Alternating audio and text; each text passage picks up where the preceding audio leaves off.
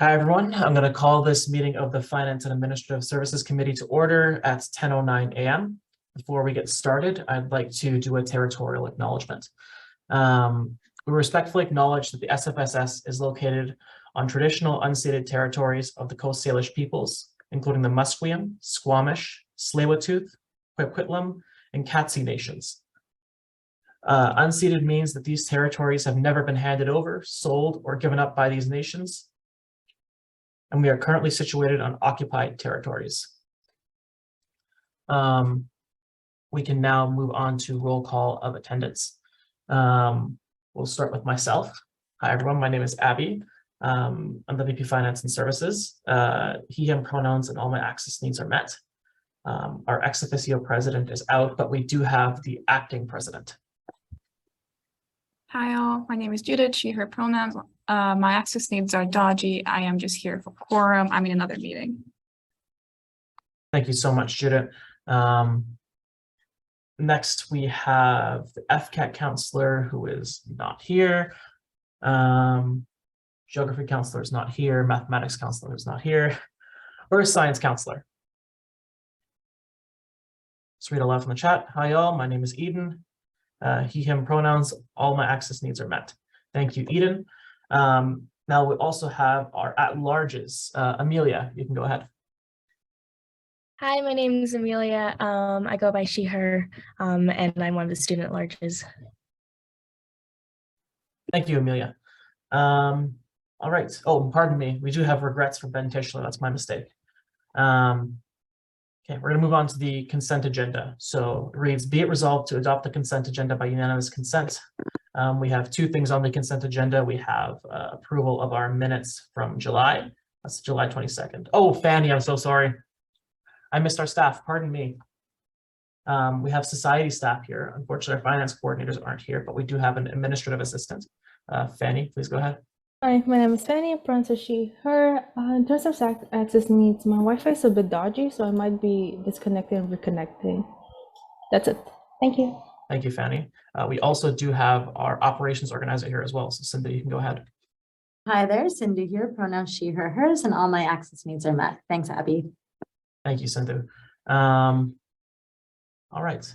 And I guess we have guests here as well. I don't know if you guys want to do an intro. Gary and Pamela, you can feel free. Sure. Gary Wozni with Tompkins Wozni, the independent auditors. I'm the partner on the job. Awesome. Thank you, Gary. Pamela?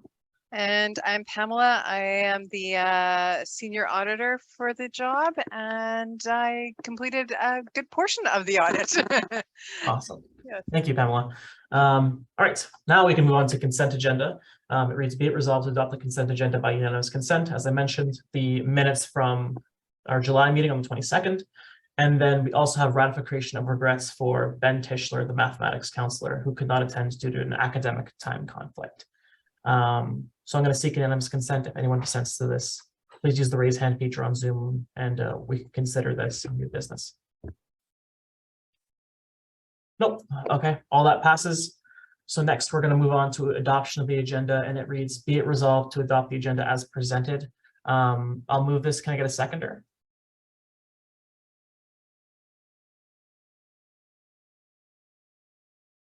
Eden seconds. That's EASSU. Thank you, Eden.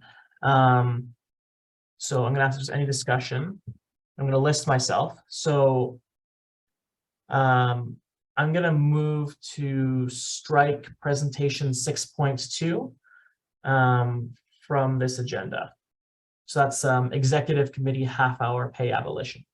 I'll move that. Can I get a second?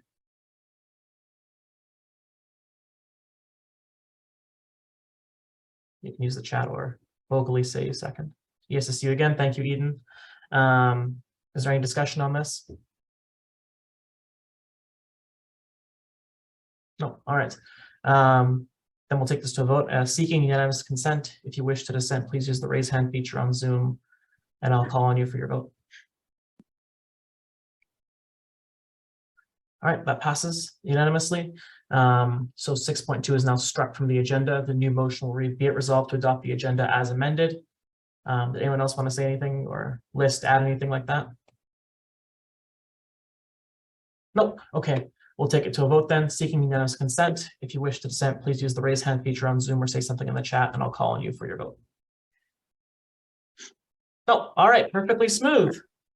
We'll move on to section 6, which is presentation. So this is the auditor draft financial statement submitted by Judith, but to be presented by Gary and Pamela. So please let me go ahead and make sure you guys have screen sharing abilities. I think you guys should be good. So you can go ahead and share whatever it is, with using an Excel or PowerPoint or whatever it is. So does everyone see the screen here? Yes. Good. Well, thanks, Pamela. So good morning, everyone. We'll try to be as efficient as we can. There is a lot here, but just for the folks that don't know, we have gone through the first original draft with Abby, Helen, and Kurt previously, if I remember correctly. So we'll be a little bit more general today, but it's important to remember that the statements are yours, the SFSS, and what is ours is the independent auditor's report. So there's quite a bit here, like I said, so we're going to try to move through as efficient as we can, because I know that you're all busy with other matters too. So we'll start on the statement of financial position.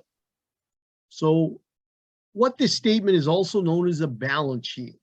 And what this statement does is it sets out the Student Society's assets, its liabilities, and its fund balances or equity at the end of your fiscal year, April 30, 22. You follow what we call fund accounting because there's various funds set out for specific purposes, and it's easier for the users of the statement, you folks and your membership, hopefully, to follow what's there. We'll just quickly overview the type of funds up top. And you can see the general fund that handles the day-to-day activities. The capital asset fund has your, now your build SFU complex or building in it, as well as your computers, furniture, equipment, etc. You have build SFU fund, which helped construct the student union building, but it also carries on because it's where the mortgage will be paid or the related bank debt and the future fees to fund that. Space expansion isn't used as much recently, but it's for improvements or amounts incurred related to space expansion. The undergraduate health plan, dental and health, First Nations, Métis, and Inuit Students Fund, and the Accessibility Fund in a total. So we're generally going to concentrate on the totals. And as you can see, if you don't know already, the Student Society is quite large financially, and the numbers are very big. So we're going to round to the nearest 1,000 for the sake of efficiency. So we'll start at the top. We'll mostly run through the totals, as I said. So at the end of the year, there was cash of $6.833 million. Your investments are with your professional money managers. They're carried at market. They're at $4.846 million at the end of the year. And then the accounts receivable, we'll see the note in a minute, but a good chunk of that is really the timing related to the undergraduate health plan. And then some other receivables in build SFU and in accounts receivable under this general fund. And again, we'll summarize those a bit more when we highlight some of the notes. Pardon me. Prepaid amounts. The biggest item there is your prepaid amounts related to the undergraduate health plan, the $2,017,000. Pretty standard every year for those premiums to be paid in advance because of the timing of the premiums. And then some other minor prepaids. Any due to, due from the other funds get eliminated because it's all under one umbrella. Cash held in trust at $4.4 million is the amount pursuant to your agreement with the university. That's how Build SFU works. All the fees that are raised go directly into a trust account held with them. That's how you funded the Build SFU complex. And that's how you pay the interest and principal repayment on the related bank loan. The repair and replacement reserve fund is all part of the agreement. Each year, $300,000 goes into that fund. And it's a fund you should be aware of in case you need to draw down on it. You do need the agreement by the university to do so, but we'll see that in the note in a minute. And then the really other big asset is what we call your tangible capital assets, which is really what we just noted is your interest in the student union building, as well as your other furniture, equipment, computers, etc. These amounts are being amortized over their estimated useful life.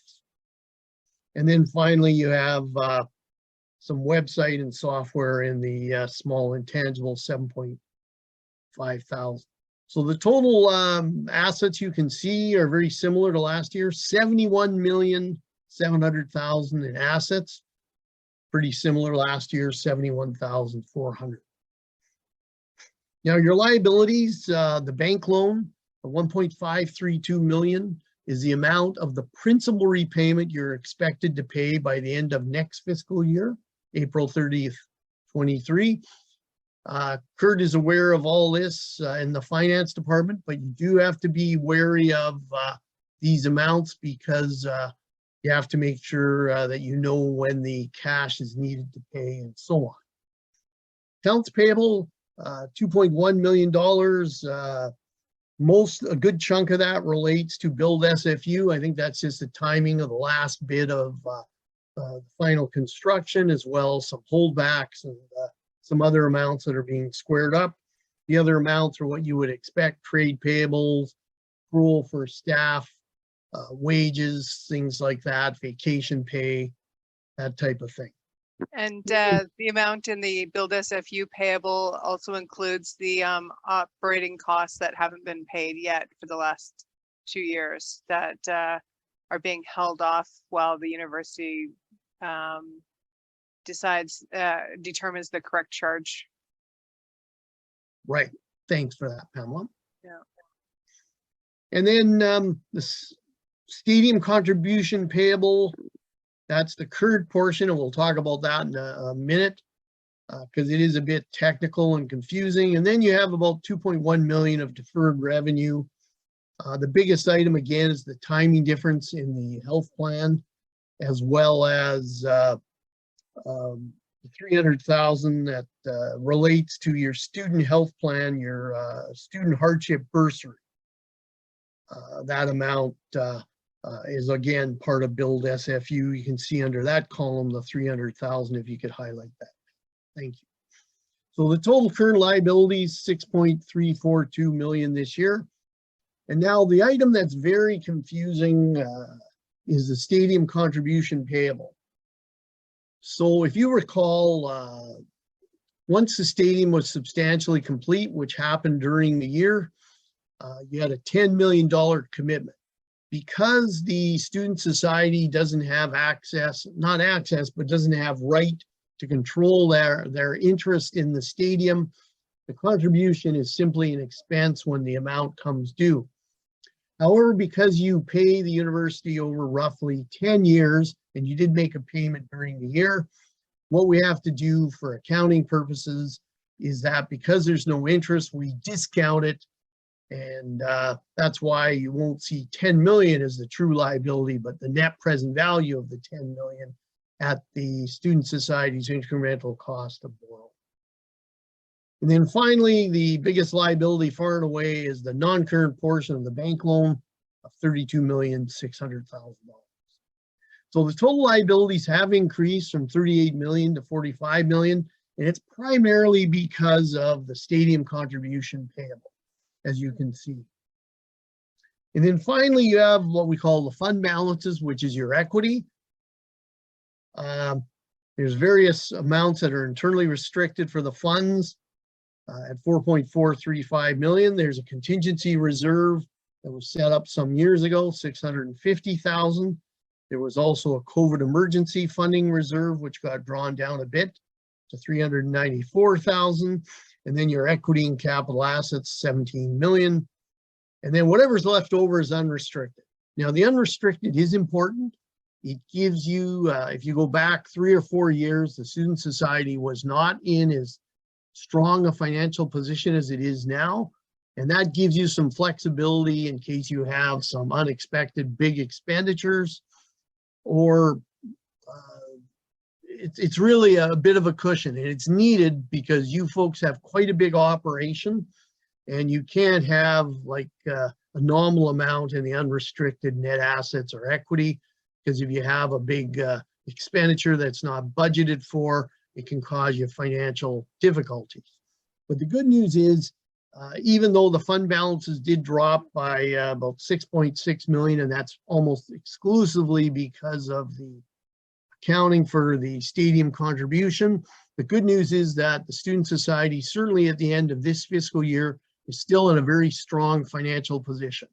You've got 26 million in equity, you have good cash flow, and you have assets to support your liabilities at this point. We're now going to spend a few minutes on statement of operations and changes in fund balances. Now, this statement is more the income statement, and it covers the fiscal year.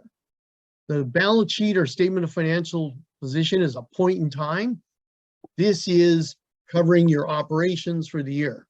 You can see if you go across, it's all broken out in the funds again, the revenues and the expenses. We'll just highlight some of the bigger variations. Although the total of the activity fees and levies have gone up from 13.7 million to 14.1 million, it's primarily because Build SFU had the last bit of its increase in fees during the year, so it's stronger.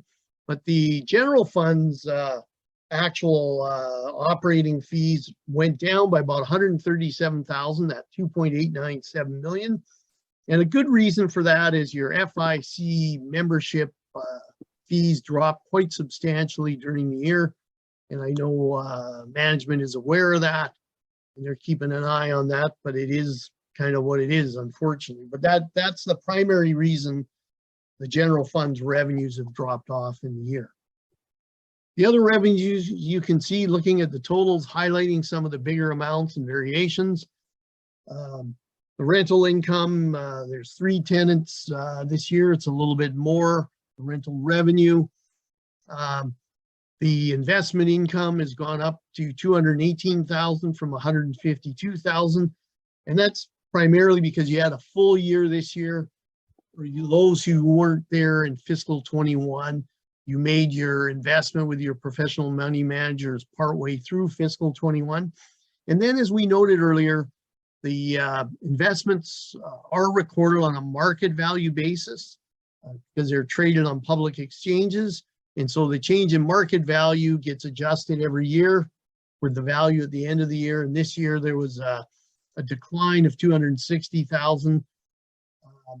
It was the timing of the market, and that's why you have to keep always in touch, which I presume you do, with your investment professional managers to ensure they know the timing in your risk portfolio. And I believe that they did follow your risk portfolio during the year. And then finally, the other big comparative item, you can see gain on surrender of leased space. In the prior year, that was the year that the surrender of space for much of Maggie Benson was done. That's the 2.85 million last year. So that's primarily why the revenues are higher last year in 21 versus 22. Most of the expenses, there are schedules that we'll take a quick look at shortly, but you can see the admin and financial office, 698, the general office, 480,000, and Build SFU. What happens for accounting principles is that substantial completion of the building of the Student Union building was deemed to have taken place, I believe, in October of 2020. So any costs like your general manager and so on were capitalized to the construction of the building. That was a cost of putting the building into use.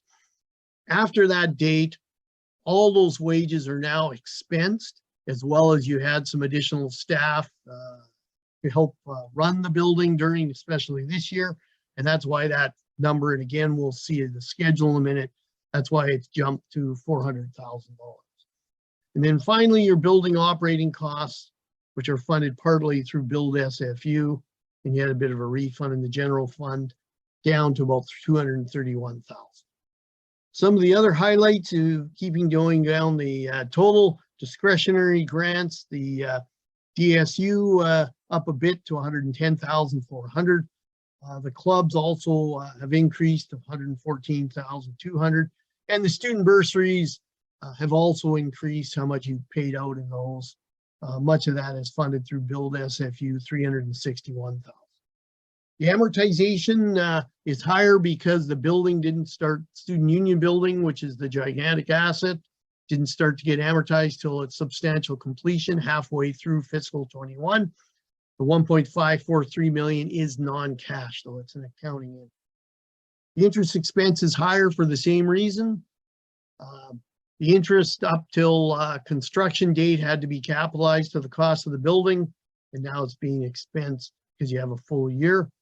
And then the big stadium contribution, as I noted earlier, that had to be expensed. So in the end, you end up with a quite a big loss on paper, and that's primarily because the stadium contribution, but everyone knew that was coming. So hopefully that won't be a big surprise to the council and of course to your membership. And then there's various interfund transfers that we won't spend too much time on, but if you have a question, you can ask about it. And then you can see the fund balances at the bottom going left to right. In the general fund, 4.25 million, the capital asset fund, 17,700,000. The Build SFU fund has a deficiency, but it will reverse itself this year because of the stadium contribution. And then you can see the other equities or funds built up. We're not going to go through the statement of cash flows. It's very accounting-ish. If anybody has a question or they ask at the council meeting or the board meeting, the AGM, I'll be glad to address it. So now we're going to just highlight some of the notes. They're all important or they wouldn't be there. So you folks, as you probably know, you're a not-for-profit organization, but you are not a registered charity. But you are incorporated under the Societies Act of British Columbia, so you do have to file 2 tax returns, which we help you with. Excuse me. Now you follow what we call Canadian ASNPO, accounting standards for not-for-profit organizations. There's not a whole lot of estimates other than your estimated useful life with respect to your tangible and intangible assets. As we noted earlier, you follow fund accounting because that's the best way to lay out all the different funds and the reasons that you receive the funds from your members and so on. So we're not going to go through those. There's quite a bit of disclosure on that, and many of those are internally restricted for those purposes. Revenue recognition, you follow what we call the deferral method. So that means if you receive money that are restricted by a third party, it's typically revenue when you spend it. And the big revenue stream is the student activity fees, which are recognized as revenue according to the academic terms and funds they relate to. And the health plan levies are recognized as revenue over the term of the plan coverage. And then the rest of your revenues are just like a normal business. When you do a rental, it's when the when the renter has utilized the space and you reasonably are assured right to the money, and interest is done generally over the interest income over the passage of time. And as we noted earlier, the marketable securities are recorded at market or fair value. Those are the major items. Financial instruments, just touching on those because they are important. We'll talk about those in a minute. Financial instruments that are assets are your cash, accounts receivable.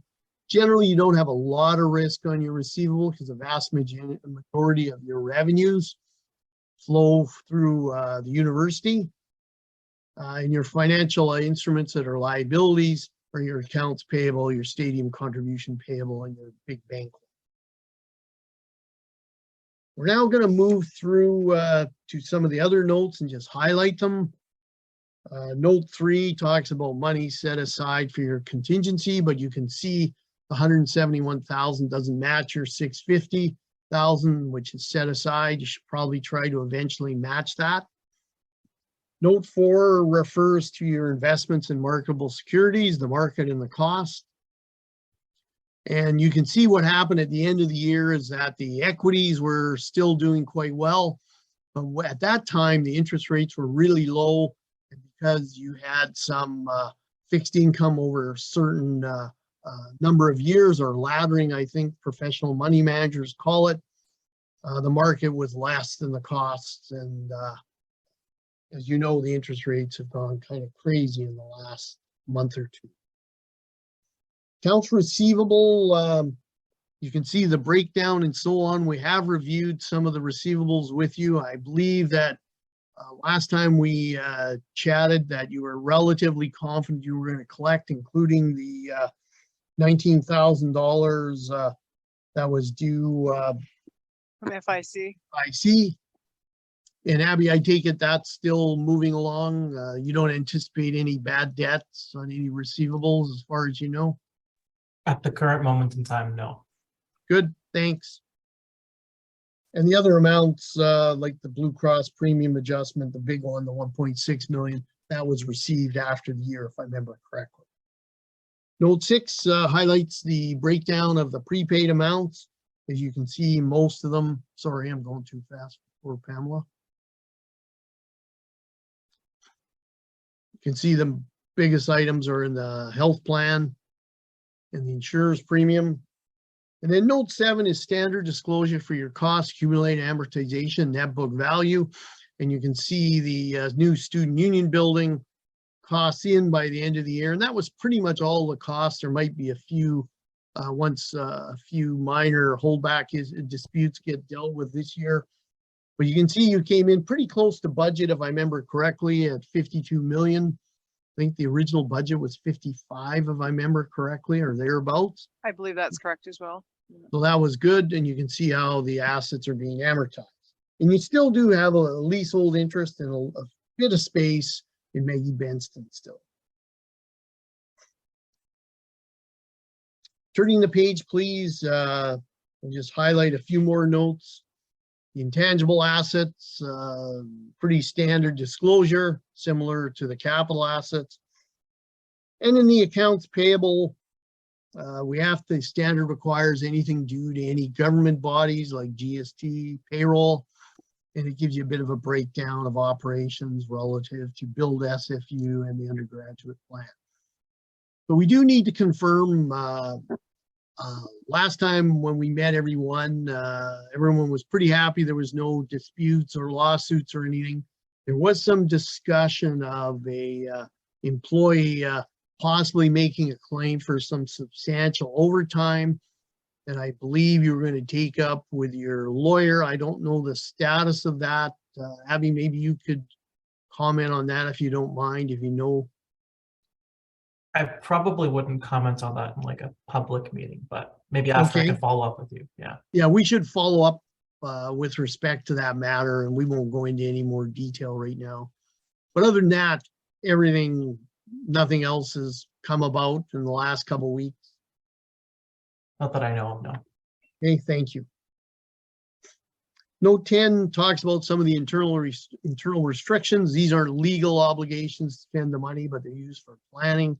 You can see the health plan reserve has now been used up in the year because they did allocate $104,000 to help cover the increase in premiums during the year. And then we noted some of these other reserves previously. Note 11 makes reference to the revenues that are not SFSSs, but you're the agent because the university only wants to deal with one party, and these are flow-throughs, but this is good information so everybody knows how much you collected for those independent organizations.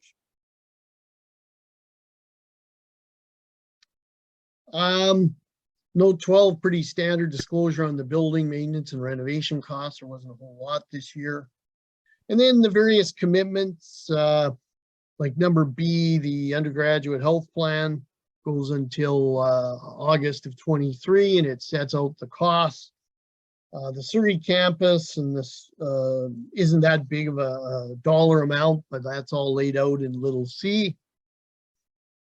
And then the student union building lease, you can see it's got this $250,000 a year that you're charged, and it goes into a replacement and repair fund. However, though, if you ever, when the lease ever comes due or does come due many, many years down the line, to the extent that money isn't spent, it goes to the university. So it's something to keep on your eye on. Presumably, you're not going to run into this as a problem in the short run because the building is so new, but down the line you will run into major repairs, and that's what that will be to assist. Now, note E is very important, but it's very somewhat technical. The most important thing you can take away from it is that you do have an interest rate swap, which was good planning at the time. You make use of bankers' acceptances.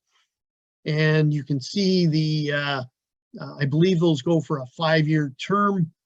And you can see over the next few fiscal years, you're going to have to pay 1.5 million of just the principal and probably another 1.6 to 1.8 in interest.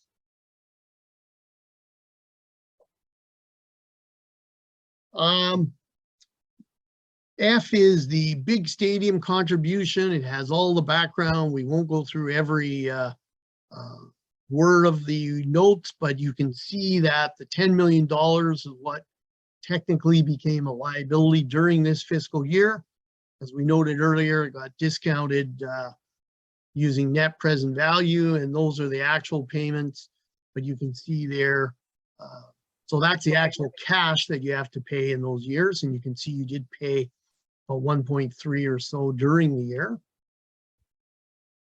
And then you can see here in 13F, carrying on the amounts that are discounted on a net present value and so on. Big numbers. Related parties are important to disclose. Council members and so on and executive are all exert significant influence. That's what generally a related party is. So all these disclosures have to be made, and it's good disclosure. I think your members get to know, you know, if they don't know already, everyone being paid. Note 15 has a lot more discussion on financial instrument risk. Credit risk, as we noted earlier, isn't too high a level here because basically all the revenue streams come through the university. Liquidity risk, you're still in very good shape at the end of the year, but you do have interest rate risk with respect to your marketable securities and your bank loan. And of course, your investments in your portfolio do have a combination of risk between interest rate risk, currency risk, and simply market and price risk. And as we all know, with the increase in the interest rates and the high inflation, the markets have been jumping around all over the place, and they probably will be for the next while. But that's why you got to continue to keep in touch with your money managers. Note 16 gives some history of Build SFU because it is important and the numbers are so big. You can see the cash that's held in trust at the bottom. How really the funding all runs through that trust account managed by the university on your behalf, and how it collects the funds in the year and pays for costs of the student union building and then the mortgage loan and interest, or the bank loan interest, pardon me. Note 17 is required under the Societies Act. Wages and benefits. Anybody paid more than $75,000, you don't have to say who they are, but that's all disclosed, pretty standard disclosure. And then some background on the 5-year agreement, which I believe expires in 2026 for FIC, pardon me. COVID, you know, it's been difficult, obviously, on everyone. During this fiscal year, you did a good job of being at least having the student union building open somewhat more. But it's a struggle for everyone, and who knows what the fall and winter is going to bring. Now we're just going to spend a few minutes on the schedules and highlight some of the expenses just so you're aware if you're not already. Not a whole lot in the general office. The other expenses, you can see some of under the general office, under the wages and benefits. I think generally speaking, there was some rate increases. And I think in the general office, the GO, you were simply open more in the year. And so you had more employees working. You can see the 417,900. Administration and financial office, I don't think there's anything too out of the ordinary. The insurance is a little different now. As Build SFU covers the student union building insurance, office technology, etc. Can't remember offhand why that one is higher. It's probably just simply because you had more going on in the year, but we can follow that up. And then wages and benefits is a bit of an unusual one. You did have one of your finance people, David, on parental leave during the year, but the prior year was high because there was quite a substantial severance for restructuring at the beginning of fiscal 21, and that's $601,000.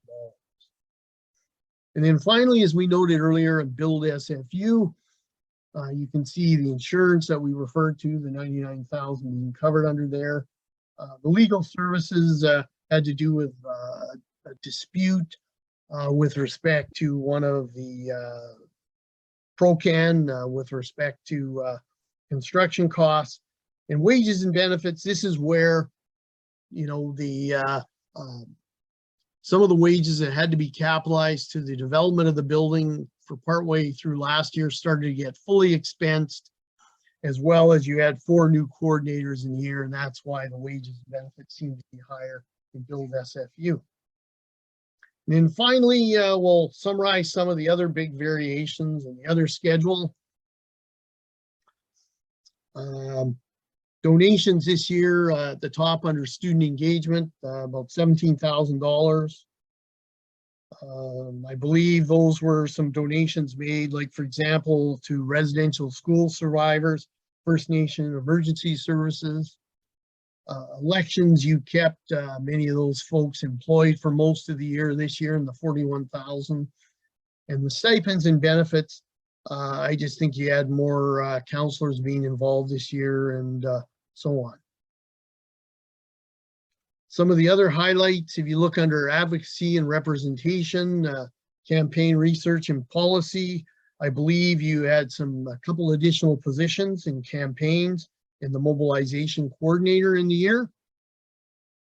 And then under other student programs and services, the SOCA Black Student Support Center had a new coordinator in the year. That's why there's 69.8 there.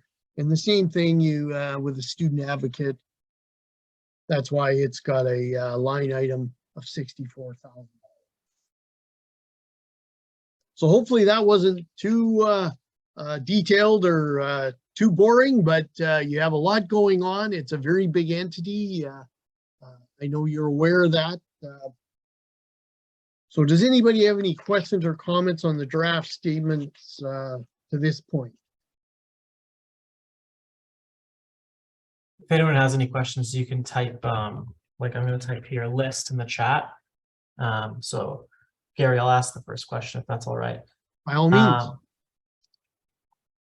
While I think you've done a good job at keeping this to what's relevant, if students were to look at one thing in particular, out of everything you've shown us today as a general indicator of how the society is doing, what would you say that should be? Well, I think where a student or member may ask Abby is, why did we have a loss for the year? Mm-hmm. And I think that can primarily be explained by the accounting treatment for the stadium contribution. Because it's like a one-time, even though the cash flow cost is over 10 years of which you've started, that's really the one big item that will stand out if someone analyzes the figures. Because if you take that out, it's you can see it's going to be a somewhat successful year. Or close to break even, considering you paid 1.3 million for the first payment in the year. And the other important item is that the figures are big, and with respect to Build SFU, there's big commitments there, but your funding model appears to have got that handled through the fees in Build SFU. And it looks like the society is trying to provide some additional services. That's why you've got some of those increased costs that we looked at in the last couple of schedules. But I think generally that, and you know, someone may say, why is the amortization higher? That can be explained because of the timing of the building. They may ask why Build SFU's got more expense in it now. That can be explained by the additional service and the treatment up until substantial completion of the building. So hopefully that helps a bit in terms of your question. Yeah, thank you. And of course, your health and dental premiums here, this is net of the refund that you received on that retention accounting from the previous years. So that, because it was always delayed a year by when you would actually receive it. So you won't have that going forward. So that will be higher next year as well. Yeah, that's a very good point. That So be aware of that. yeah, the health plan can always be one that is a difficult one. And even this year, if you just go down a bit, Pamela, thanks for that. Mm-hmm. You can see that, 104,000 came across from that reserve in the general fund just to help cover the increase. But the good news is the undergraduate health plan still has quite a bit of equity down at the bottom, 1.25 million, and that will hopefully help cover, you know, some overruns this year.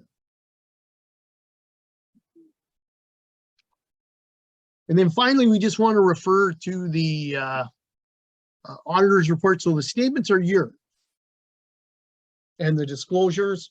The good news is to report, pardon the pun, on what is ours is that we are able to, based on our sampling and understanding the risk of material misstatement, provided with adequate evidence to support what we looked at. And the important matter is our opinion is what we call clear, unqualified. That is, in our opinion, the statements present fairly in all material respects in accordance with the standard that you follow, Canadian accounting standards for not-for-profit organizations. And we do want to thank, because he's not here, but we know many of your staff, especially in the finance office, Kurt really had to work extremely hard. He spent a lot of time with Pamela, and Pamela was able to give him a little bit of kind of assistance with some of the areas that David had done a lot of previously. And we do want to thank Kurt because he did do a lot of work. Kurt this year, a lot of work. So Abby, do you want us to overview the audit findings letter today, or how do you want to? You have time, or do you want to bring that back to finance after? I think it's okay. I think we're gonna be going over our responses to it as well. So I think it's okay. There's no need to do it here. Okay. So that's thank you for that. But just so everyone knows what that is, that hasn't you know, looked through it in detail. There was no serious deficiencies in internal control, but we did lay that out. We would like the you folks to respond in due time. Just some points, which is pretty standard to say how you can tighten up some controls here and there. Nothing overwhelming, but we'll leave it at that. Awesome. Thank you so much, Gary. Okay. If anyone has any questions at all, again, just in case, now's the time. If not, thanks so much for being here, Gary and Pamela. I know we're going to see you twice more. We're going to see you at the next council meeting, which, let me just double check my calendar. I believe is Next Wednesday, is it? next Wednesday. That's right. That's September 28th, correct? Yes, that's right. Right. And then we also then will see you on the 27th of October for our annual general meeting. Perfect. And what time is the AGM at? Want to say it's 5 o'clock, but let me double check that. I don't. Don't worry, we'll figure that out. That's a long way. Okay, I'll follow up with you guys via email on the AGM time and on the other matter as well. Thanks, Adam. Okay, thank Okay. you. And again, if anybody has any questions after, when you think about it or something comes up, feel free to send us an email or send it through to Abby and he can flip it to us, whatever works. Yeah, for sure. Okay, well, thank you all. Have a good day. Thanks, guys. Take care. Thank Take care. you. Bye. Have a good day. Alrighty, we're gonna move on here. We're gonna move on to section 11. This is in camera. So the motion reads, be it resolved to go in camera for the remainder of the meeting. I'm gonna move that motion. Can I get a seconder, please? Eden seconds, thank you. Any discussion? Seeing no discussion, I'll take this to a vote. Seeking unanimous consent. If you wish to assent, please use the raise hand feature on Zoom, and I'll call on you for your vote. Okay, this passes unanimously. I'm going to pause the recording. All right, everyone. We're back. We're back ex camera. We have 4 of 8 here. So I think we're still okay for quorum. That's a majority. So I guess I'm gonna move to I'm gonna move us ex camera. Can I get a seconder for that? Sorry, let me do that properly. Sorry, my brain's just not working. I'm gonna be it resolved to go ex camera. I'm gonna move that. Can I get a seconder? VP internal. VP internal seconds. Is there any discussion? Nope. All right. I'm going to seek unanimous consent. If you wish to assent, please use the raise hand feature on Zoom, and I'll call on you for your vote.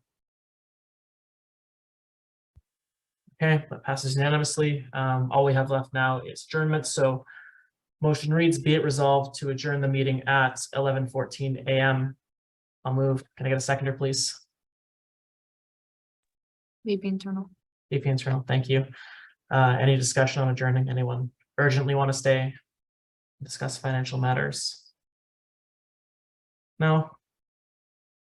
Okay, I'll take this to a vote. Seeking unanimous consent. If you wish to dissent, please use the raise hand feature on Zoom, and I'll call on you for your vote. Seeing none, this motion passes.